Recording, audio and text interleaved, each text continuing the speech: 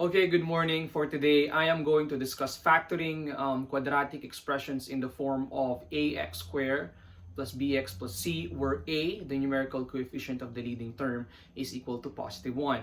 And I'm going to give you 4 different examples that are representatives of 4 different situations that you will encounter in factoring this kind of polynomial. Please take note that in factoring quadratic equations into this form, the factors are always 2 binomials. Okay? So let's answer number 1. Number 1 is x squared plus 8x plus 12. So, like what I told you and I mentioned to you earlier, that all of the factors of these are 2 binomials. And since the numerical coefficient of the leading term is equal to 1, then that means this will just be x and this will also be x. And then we need to look at the numbers that we will write here. Okay? So to know those numbers, we need to look at the constant. Okay? It's positive. And the question is, what are the factors of 12 that when we add, the answer is equal to 8? Okay, so first let's try to check the factors of 12. Okay, factors of 12 combinations such as 12 and 1, that will give us 12. 4 and 3, that will also give us positive 12. And also we have 6 and 2, that will also give us positive 12. Now if you notice, take note of this, we need to consider the signs. Okay, now all of these are positive simply because the constant is positive and the second term is also positive. So all the possible factors of the constant should also be positive.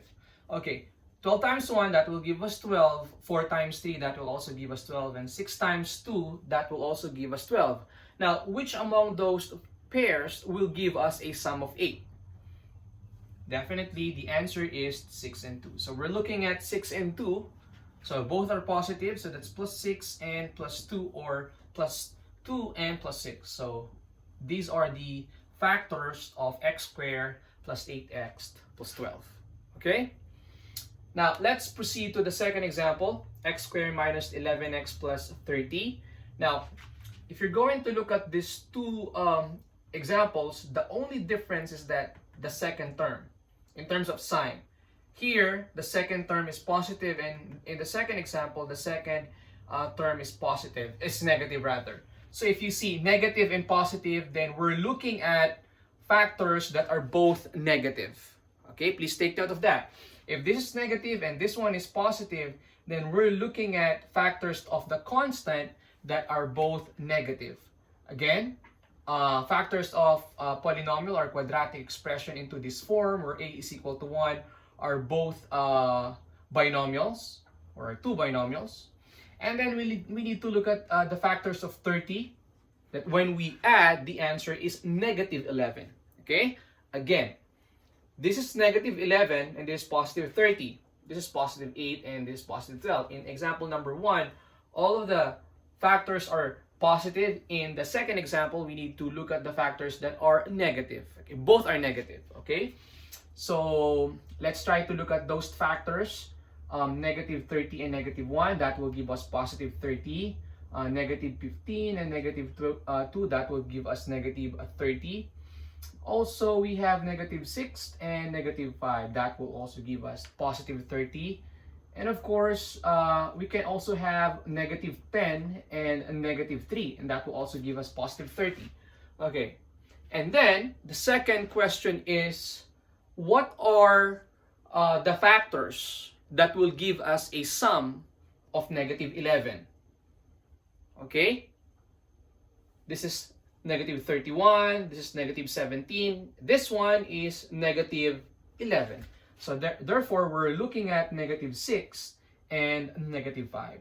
So negative 5, negative 6. By the way, it doesn't matter. So I will just write negative 5 and negative 6. So these are the factors that we are looking at. Okay? Please take note of that. Next, let's try to answer number 3. Now, 3 is obviously different from numbers 1 and 2 in terms of the signs. All of these are positive. This one is negative and positive. For number 3, we have positive and negative. Okay? Now, listen to this. if the constant is negative, okay, if the constant is negative, then we're looking at factors that have different signs, okay? Factors that have different signs. Here, both factors are positive. In the second example, both factors are negative. In the third example and fourth example, we're looking at the factors that have different signs, okay? Now, obviously, if we're going to look at those factors that have different signs, the question is, which one should be positive and which one should be negative? So to answer that question, you have to look at the second term. So this is positive right here. It means that between those two factors of negative 15, the higher number should be positive.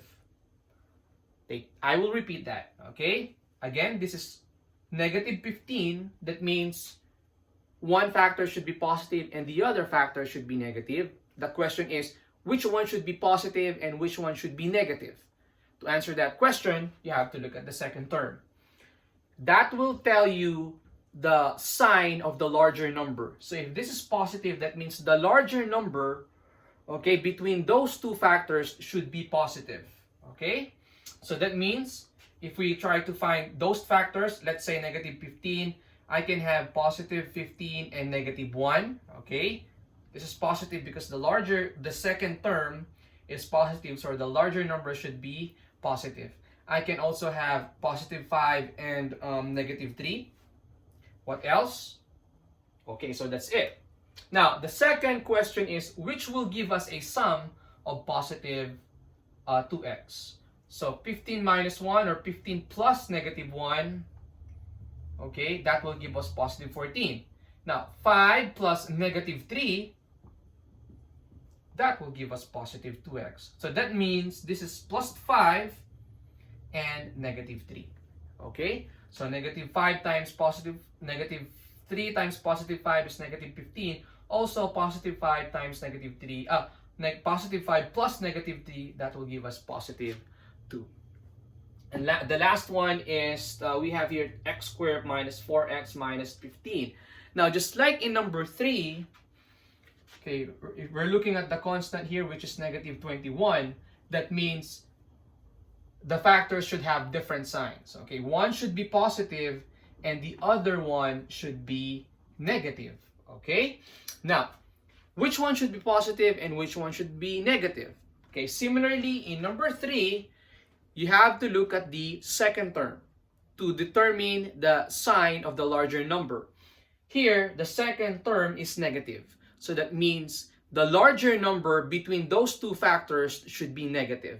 Okay? So in negative 21, we're looking at factors such as negative 21 and positive 1. What else? Negative 7 and positive 3.